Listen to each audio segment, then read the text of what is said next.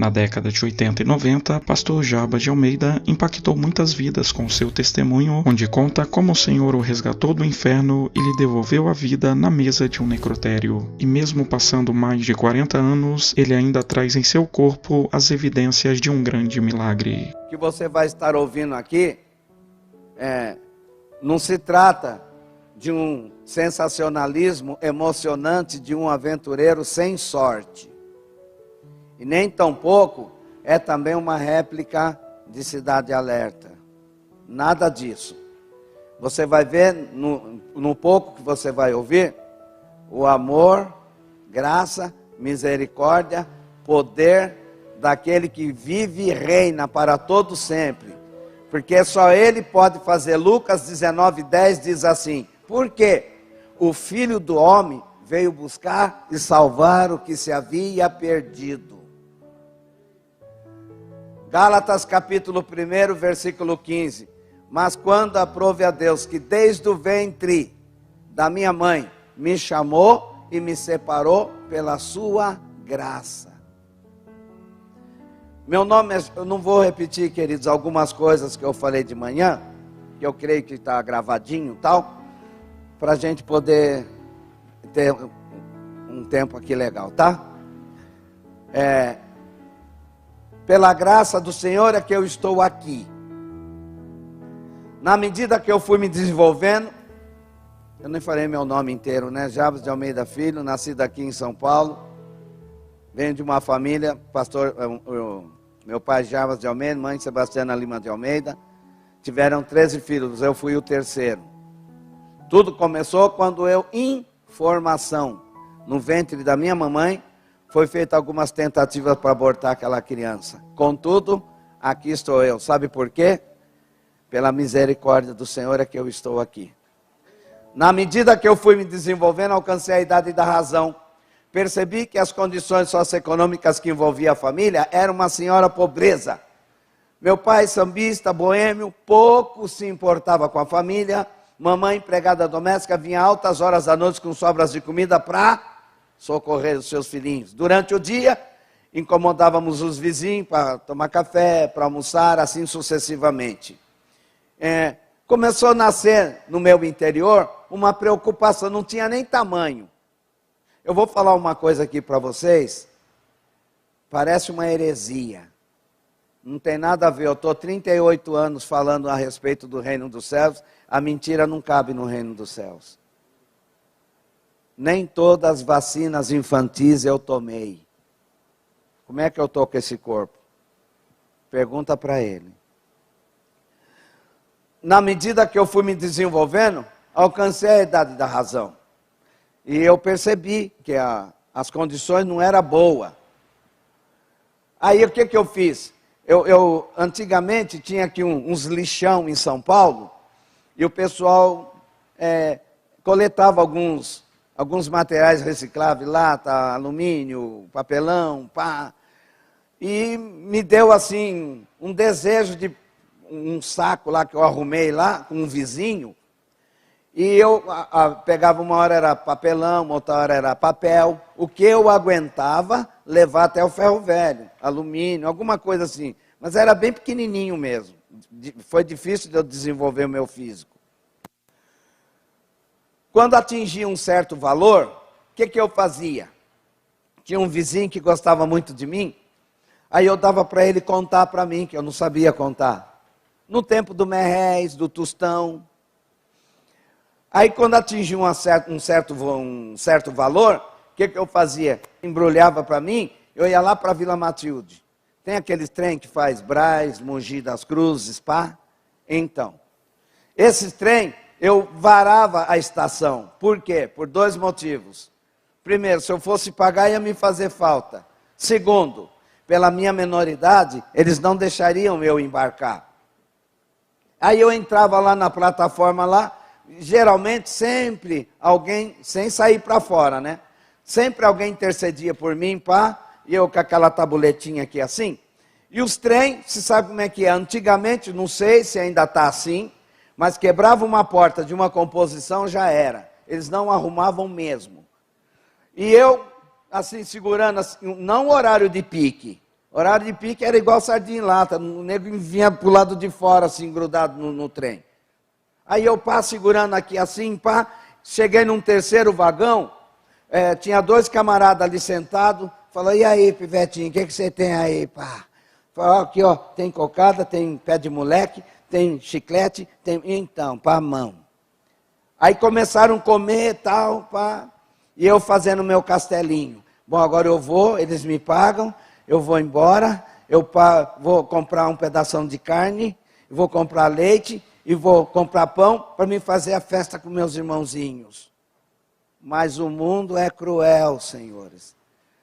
Eu, na esperança de que colocasse a mão no bolso, um ficou olhando para o outro com um olhar de desdém, e um deles disse, o que será que ele está esperando, né? Um deles levantou, eu querendo, né, receber. Esse que levantou, me encostou a cabeça aqui, eu lembro até hoje. Minha cabecinha dava bem na cintura dele. Aí ele pegou e falou assim, ó, uma das portas estava aberta, e o trem a toda. Aí foi me trazendo aqui para o lado da porta, aí o outro agachou por trás assim, agarrou as barras da minha calça, e falou assim, ó, vamos pagar esse pivetinho lá fora, ninguém está vendo. E esse aqui juntou o dedo aqui assim e segurou na gola. E queriam fazer assim, ó, para jogar lá fora. Eu, não, deixa eu viver, não quero receber mais, deixa eu viver, não quero receber mais, deixa eu viver. Me despedirem com soco, pontapés e palavras profanas. Na medida que eu fui me desenvolvendo, tendo outros relacionamentos, enfim, 8 anos e meio de idade, meu pai simplesmente, antes era assim, ó, me colocava no portão, uma caixinha de engraxar, uma coisinha lá, uma escova de engraxar, e como é que fala mesmo? A cera de engraxar. Aí ele punha eu aqui no portão, falava, filhinho, onde você vai? Aqui, você sai lá, tal. Aonde você vai sair?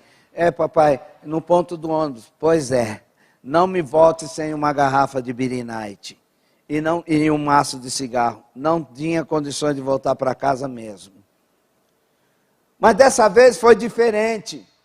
Ele me colocou ali no portão, me deu um empurrão e disse, desapareça, esqueça que um dia você teve família. A minha mãe, assim apavorada, a Bíblia diz, ainda que seu pai e sua mãe te desamparar, todavia o Senhor te acolherá. E eu com a cabecinha baixa, assim, sem saber para onde ir. Antes de eu virar a curva, eu ainda dei uma outra olhada para trás. A minha mãe, não vai, onde você vai? E amizade, onde você vai dormir, comer? Eu parei um pouco assim, fiquei olhando. Será que algum dia eu vou voltar a ver minha mamãe?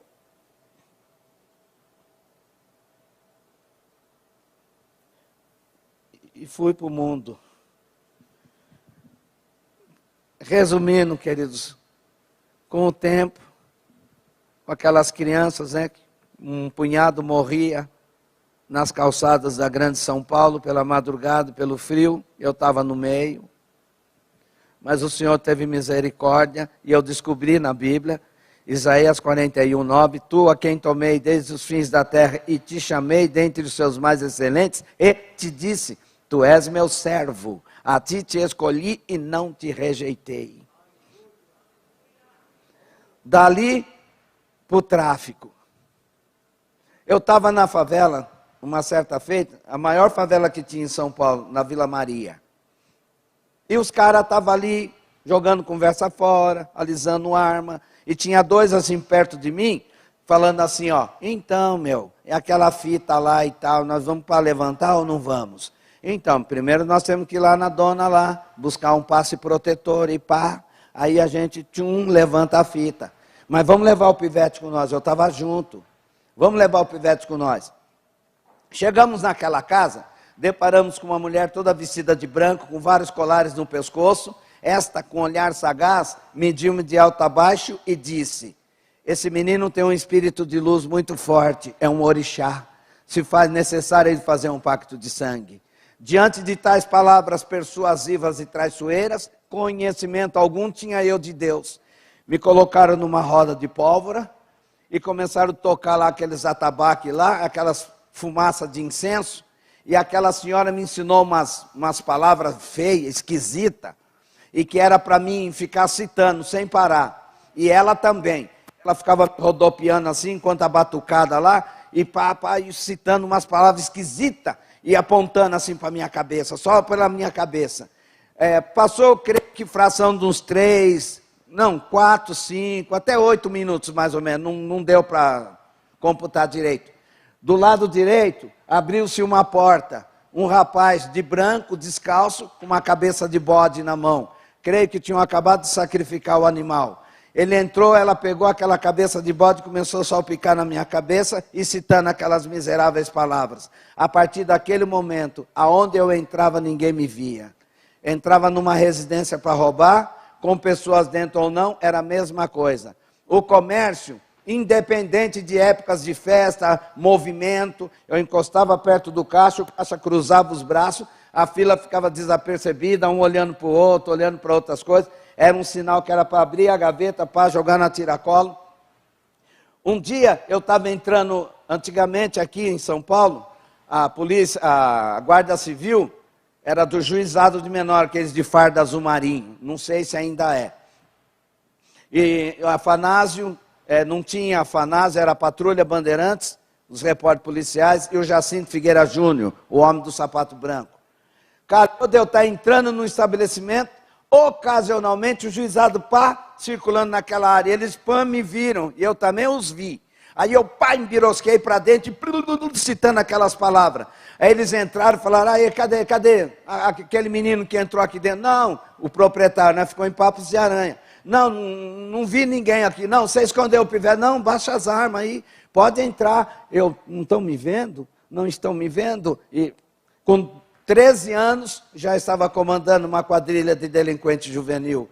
E foi com essa idade que, após discutir longamente com um parceiro, ali em frente à Galeria Metrópolis, eu desferi-lhe 2 tiros. Tem a São Luís, tem o jornal Estadão, lá daquele lado lá, o Jardim da Biblioteca e a Galeria Metrópolis, que vocês sabem, vocês moram aqui, né? Aí me veio aquele peso de consciência, e eu quis retroceder, não vou continuar. A hora que eu dei 3 passos atrás, eu senti uma mão grande, eu já era pequenininho. Aquela mão me barrou assim nas costas, e a minha pele ficou assim, tipo pururuca. Mas ficou bem grossa, arrepiada, e uma voz maligna falando no meu ouvido, se você parar agora eu te bato. Olhei à direita, à esquerda, na minha retaguarda, não vi ninguém. Eu só escutava, dava a impressão que o chão sumiu debaixo dos meus pés. Esquisito eu querer explicar isso.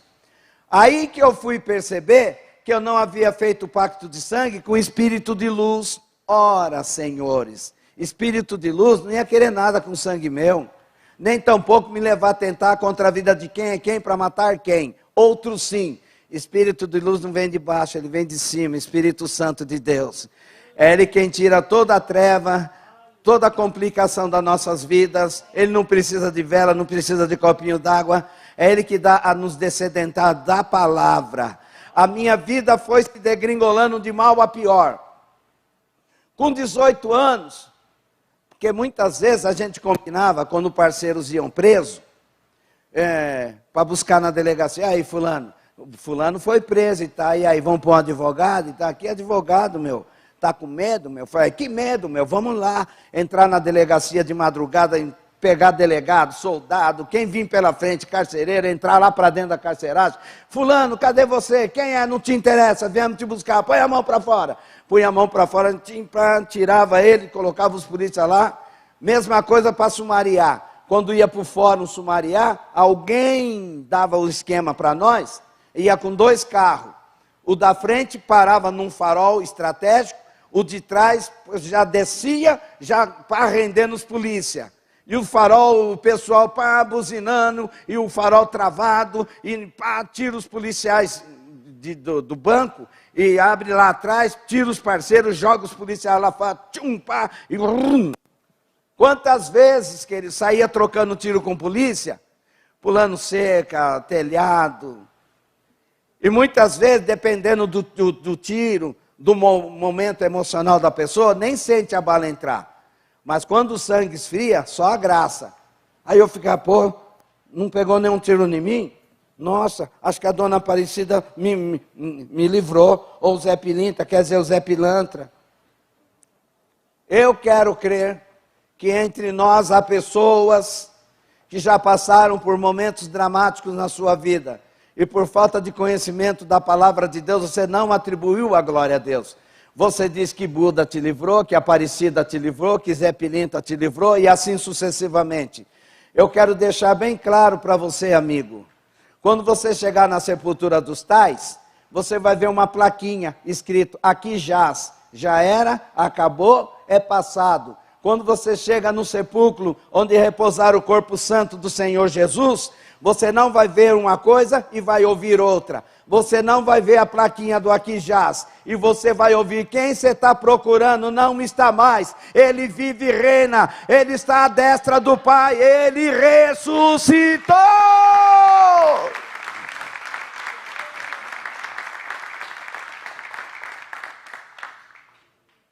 Com 18 anos fui para o Carandiru. Lá no Carandiru, queridos, eu subi para o fórum e tal. Como era primário, a minha cadeia atingiu 180 anos. Por ser primário, foram relaxados para 17. Nesse tempo, eu já estava 10 anos. Eu vou contar apenas uma experiência lá dentro. Lá dentro é o seguinte, queridos. Antigamente não se falava facção, falava política. Ah, política de fulano, política de Beltrano. E tinha aqueles esganagatos entre políticas e tal, e eu estava lá em cima, no quarto andar. O quarto andar era a galeria do tira-bronca. Aí eu estava assim, que eu bati uma bola, igual quando o jogador está sentado assim, agachado, né, para tirar uma foto e tal. De repente, um dos caras que eu tinha, né, um atrito lá, estava vindo desse lado. Esse é o lado E. 72 xadrez, o número assim, ó. Muito grande a galeria. E desse lado aqui, o lado I, assim, que é o interno. O interno. Aí eu olhei assim e falei, não acredito. É o cara. E eu era pequenininho. Eu não desenvolvi não, querido. Na detenção eu era pequenininho. Aí de repente assim, eu vi assim o cara com a faca na mão e um charuto de maconha, porque se colocasse um charuto de maconha na boca e uma faca na mão, se você não matar, você morre. Com ela e fumando o seu charuto de maconha. Então não pode pagar comédia. De repente, eu vejo o outro chegando desse lado. Aí, ó, não tem essa de não ter medo, não, queridos. Aí o cara pegou assim, chegando desse lado, o outro assim, dando umas bafuradas. E aí, meu? Já falou com o cão que você está chegando no inferno? E papapá, você já está lá? E pá. Aí de repente eles se encontram. Esse que está desse lado aqui, ó, que é isso, gente? Eu tenho 300 bilhões anos-luz de compromisso, de honrar esse Pai eterno que eu tenho, Pai, Filho e Espírito Santo. Não tem como.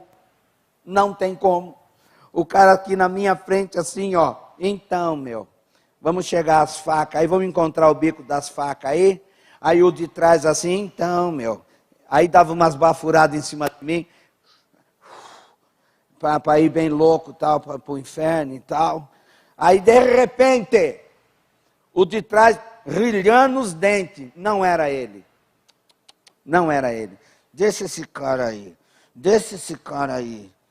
O outro, não, matar, sangue, matar, para furar. Deixa esse cara aí, deixa esse cara. A hora que eles viraram a esquininha assim, quase que eu caí assim, falei, não sei, eu não estou ensanguentado, eu não estou uma poça de sangue. Eu saí liberto das cortinas de ferro, queridos, e não do pecado. Foi difícil eu achar a casa dos meus pais, porque é São Paulo.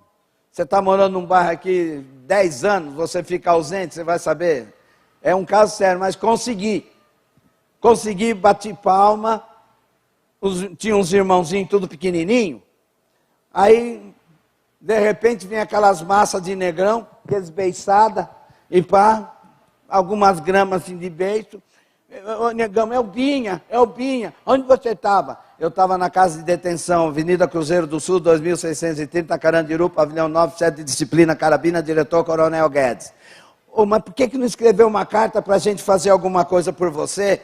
Negativo, vocês não mandaram fazer nada, eu tinha que sofrer sozinho. Veio uma senhora até na porta, e pá, assim, e logo entrou para dentro. Aí eu perguntei, cadê a mãe? Ah, mãe, saiu ali fora e está aqui, ó, na sua frente. Eu não conheci mais a minha mãe. Se eu encontrasse com ela pelas ruas, só se ela me reconhecesse, porque eu fiz outra pergunta. E o pai? Mataram. Falei, o quê? Mataram, já faz 7 anos. Falei, pois bem, tira o endereço dos camaradas para me ir lá pôr fogo no circo. Não podemos. Falei, o quê? Não podemos. Por que não podemos? Aí a minha irmã pegou a Bíblia e falou assim, porque nós somos nascidos de novo.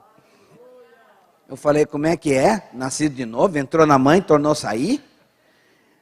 Você dá um mergulho em Gênesis, você sai lá em Apocalipse, você sai regenerado, justificado, transformado, você ganha o passaporte para a eternidade, carimbado no sangue do Cordeiro. Jesus restaura a sua empresa, seu casamento, a sua autoestima, perdoa os seus pecados, sara as suas feridas e te dá liberdade de viver a vida democraticamente, celestialmente, e te dá direito de herdar a salvação. Eu estou falando de Jesus. Como eu não saí liberto do pecado, logo em seguida, foi em 23 de março, 13 de janeiro de 82, tá? Eu saí em 81 e 13 de janeiro de 82 aconteceu o que vocês vão ouvir agora. A 3 ruas abaixo da casa da minha mãe, eu aluguei um barraco. Na minha intenção, falei assim, ó, eu vou pegar uns carinha e pá, jogar lá para tomar conta da muamba. E enquanto eu fico pá, monitorando eles de longe. Mas eu me enganei. Naquela noite, na quarta-feira, nos drogamos com excesso. Tinha umas garotas, bebida. Já eu vou falar para vocês por que toda hora eu fico aqui assim. É que não tem mais o globinho e o canalzinho da lágrima fica escorrendo.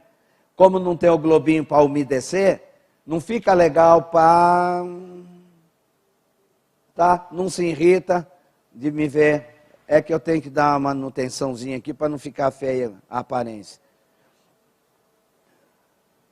Canal Relíquias Cristãs. Naquela noite, nos drogamos com excesso. Bebida, orgia, pá, um som bem alto. Na madrugada, aquelas garotas bateram em retirada para suas residências. Nos sobreveio um pesado sono. Por volta das 6 horas da manhã da quinta-feira, os 3 morreram. Quando eu acordei, a bota do polícia estava aqui no meu pescoço e o revólver aqui. Levanta. A hora que eu abri os olhos, só a bota dos policiais assim, porque em 82 os policiais não estavam brincando não, estavam matando mesmo. Aí eu pensei assim, estou morto. Dormia com uma carabina de 18 tiros do meu lado para não ter problema de levantar a mão. Ah, se é homem também sou, tem mão também tenho. Valente coisa nenhuma, igreja. Você com o folhetinho da palavra de Deus entregando a uma alma aí que está descendo a campa fria sem salvação, você é muito mais valente do que um bandidão com R15, com a calibre 12, com quem quer que seja, segurando 100, 200 pessoas. Por quê? Porque a sua luta, igreja, não é com carne e sangue, é contra os principados e potestades. Você é muito mais que vencedor e muito mais valente do que qualquer tipo de valentão. Aí colocaram os 3 na parede, aí o tenente daquela operação policial sorriu aos seus comandados e disse, vocês estão lembrados daquele integrante assaltante de banco, do bando do Xepa? Se nós pegássemos eles ao redor, nós iríamos dar baixa? Sim, tenente, está na sua frente, mata. Igreja, morrer, sentar com o seu seguro de vida nas mãos de Jesus, não vira. A hora que o soldado mirou na minha testa e acionou o gatilho, a mão dele deu um leve toque para baixo. Não pegou aqui, ó. Aqui dentro. Não tem mais. Ó, outro milagre. A bala é chumbo. Ela sai a 150 por hora. Ela sairia aqui, ó. O globinho é uma gelatina. A hora que eu caí no chão, desse lado, eu vi um ser assim, todo de branco. Aquelas vestes talar assim, branquinha. E desse dedo, pingou 2 gotas de sangue. Eu não vi rosto. Pingou 2 gotas de sangue. Aí só escutei um deles falar, vai, dá tiro aí, mata. E pá. Foi ação de segundos. Havia ali uma massa humana furados de bala, envoltos numa poça de sangue. Um tomou 5, outro tomou 7, eu tomei 11. Foi aqui, esse dentro da vista, aqui, outro aqui. Na Finlândia, lá na Polônia, nós tivemos que pregar sem camisa, porque os gringos queriam ver. Eu não tenho dificuldade não, querido. Se quiser eu tiro. 2 aqui, saiu lá nas costas. Aqui. Aqui, ó. Tá vendo aqui? Dá para ver? Sim ou não? Tem que falar, porque tem uns que faz assim, ó. A minha esposa falou assim. Tem uns que faz assim, ó. Pode zoar cego, filho. Tá? Foi igual lá no pastor Enéas Tonini, antes dele partir para o Senhor, nós fomos fazer um trabalho, ele tem um trabalho lá também, o Efatá, que é mudo e surdo e tal. E eles ficaram sabendo que nós fomos lá. Eles queriam no culto deles também. Aí, a Batista do Povo. Aí, nós agendamos na quarta-feira, e a menina aqui na Libra, pá, tal. A hora que eu fui mostrar a bala, o tiro da perna, aí eu peguei e falei, vocês estão vendo? Vocês estão vendo? Responde. Gente, a plateia muda e surda e o pregador cego.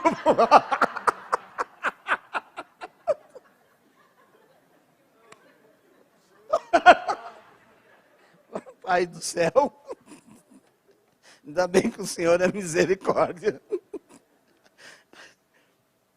Outro tiro aqui, ó. Esse tiro aqui, ó, eu perdi o olfato.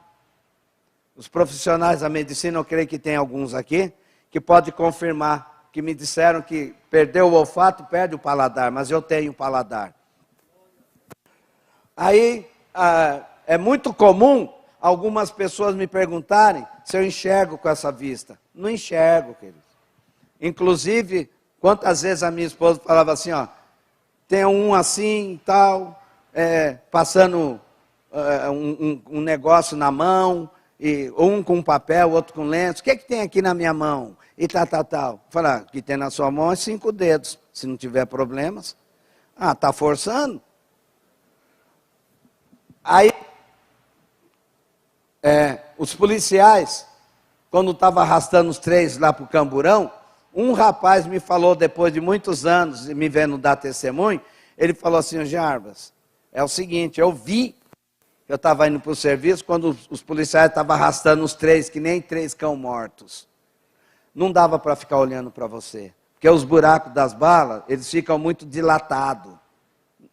Aí eu só senti isso, que é de cueca e aquele banho de sangue. Ele falou, parece que saía mais sangue de você do que dos outros 2. Só senti a última coisa, ouvi e senti. Eu tinha cabelo, aí só sei quando um juntou minha cabeça e jogou para trás assim, e falou, deixa eu dar o tiro de misericórdia na cabeça desse cara que ele ainda está vivo. E deu um tiro aqui, ó. Se não der para ver, é só chegar perto de mim e olhar aqui, ó. Saiu aqui, ó.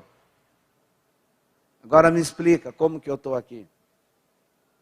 Seja engrandecido, ó Deus da minha vida, Tu és o Deus da minha salvação. És a minha rocha e a minha segurança. Meus lábios sempre te exaltarão. Vem comigo, igreja.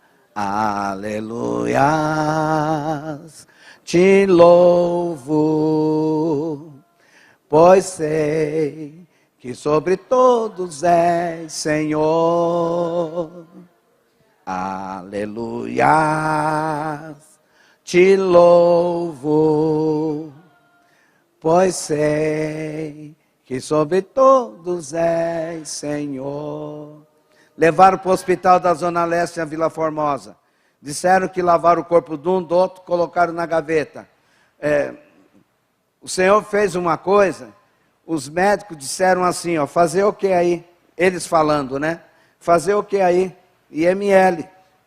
Disseram que verdadeiramente saía mais sangue do meu corpo do que os outros dois. Todo o sangue saiu. Jesus fez uma obra para dar uma rasteira no Tomé.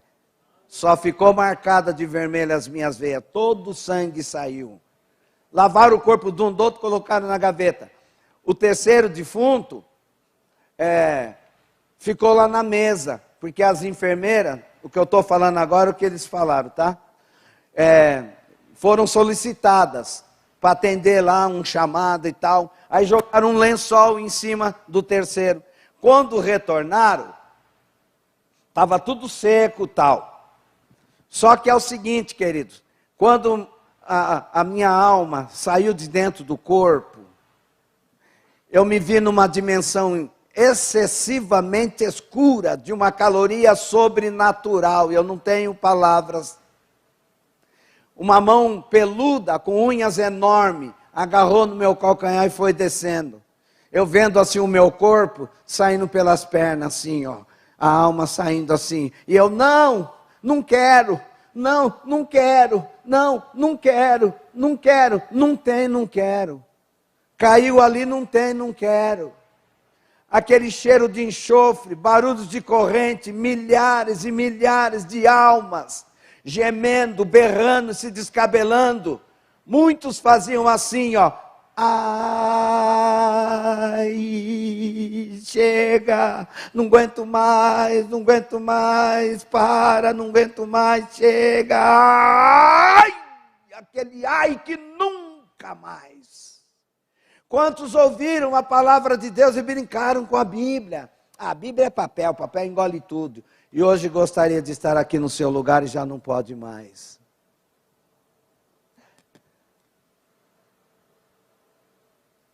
De repente, eu vi, não sei quanto tempo, eu vi daqui para cima, daqui para baixo, um braço, uma mão, brilhava tanto que ofuscava de tanto brilho em meio àquela escuridão. E aquela pegou por aqui, ó, e trouxe para cima. No momento que elas estavam tirando aquele lençol de cima do meu corpo, o Senhor estava devolvendo o espírito de vida. Sabe que eu estava balbuciando assim, ó, esticando a mão assim, mas disse que foi uma correria. Saíram sortando barro na curva. Como que ia saber que o Senhor estava devolvendo o espírito de vida? Lá na casa da minha mãe, a minha irmã estava em guerra lá com Satanás, orando e reivindicando em obediência que o Senhor mandou ela ficar 7 dias em jejum para salvar os Jarbas, para os Jarbas estar aqui. Ela obedeceu, maior é o que está em você. Jesus despojou Satanás, mas ele deixou os comandados de Satanás serem despojados pela igreja. A igreja pisa no gargalo dos demônios.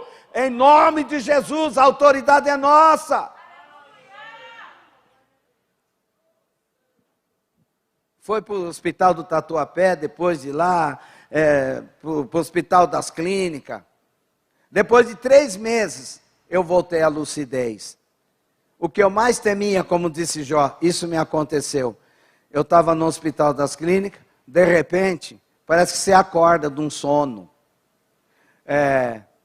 Murmúrio de vozes, pessoas por perto. Falei, onde eu estou? Você está no hospital. Por que está tudo escuro? Não está escuro, você está cego. Aí desmoronou de vez. Mas os juízes entraram em acordo, que eu saí com 7 anos de livramento condicional. Está cego, vai fazer o quê? Mandaram para casa. Quando a ambulância da penitenciária chegou em frente à casa da minha mãe, ficou igual velório. E o pessoal, o Jabba está aí, o Jabba está aí. Uns falaram, Jabba está aí. Eu vi o cara morto, meu, dá licença. Mas nessa daí, uns chegavam assim, falaram, nego, velho, que negócio é esse, meu? Você está aqui, meu. Eu vi você morto e tal, como é que é esse? Pá, pá, pá, tá. Mesmo cego, eu ainda fiquei comandando uma quadrilha delinquente juvenil, de traficantes, no espaço de 4 meses. No espaço de 4 meses.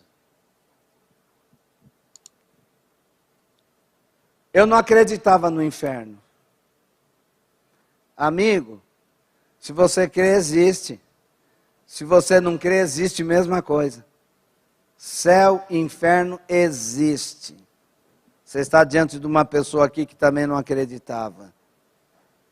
E hoje você tem uma oportunidade, porque a morte é uma porta que te coloca diante de 2 caminhos: eternidade nos céus com Deus, ou lago de fogo do Apocalipse, que ainda não foi inaugurado.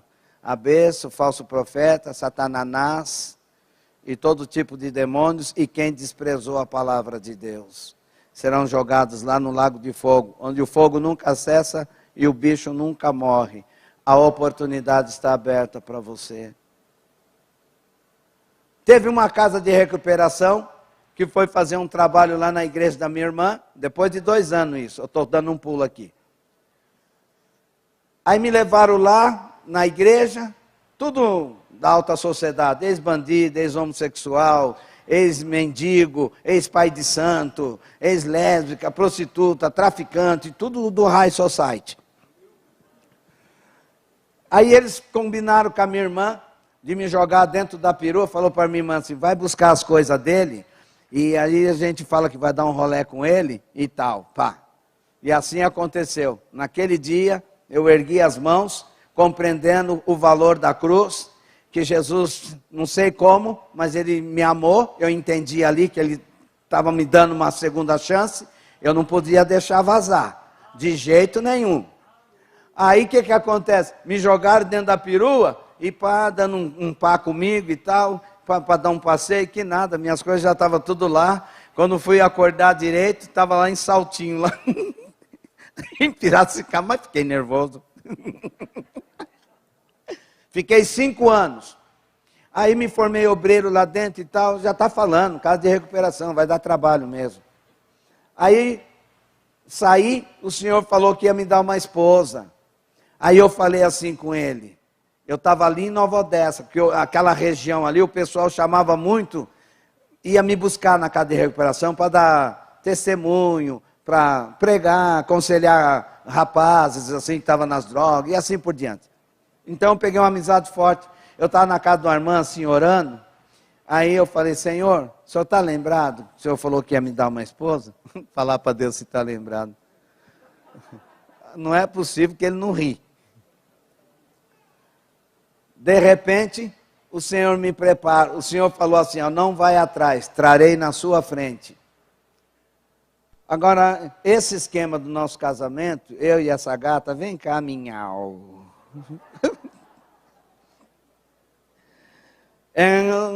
O Senhor vai dar uma oportunidade para nós contar em detalhes. Tá? Uma hora ou outra, o Senhor vai dar uma oportunidade, nós vamos contar em detalhes, porque é um pouquinho pá, tá? Aí, o Senhor colocou a Rosângela no meu caminho. Essa menina, ela era racista, não gostava, branquinho dos olhos verdes que nem eu, sem chances. Não gostava de estar no meio de Lodebar, do pobre, do super pobre, não gostava. Ela estava fazendo já um pré, né? Ela estava querendo ser manequim modelo, ir lá para a Europa, primeiro mundo, fazer carreira. Aí Jesus tirou essas ideias dela e levou para a casa do olheiro. Filha, desce a casa do olheiro que lá nós vamos bater um papo. E ela aceitou. E o Senhor falou para ela, né, em detalhes, se ela casaria com um rapaz assim, deficiente, ou até cego. E ela disse, sim. É por isso que nós estamos 30 anos. 31 agora, dia 10 agora. 31 anos.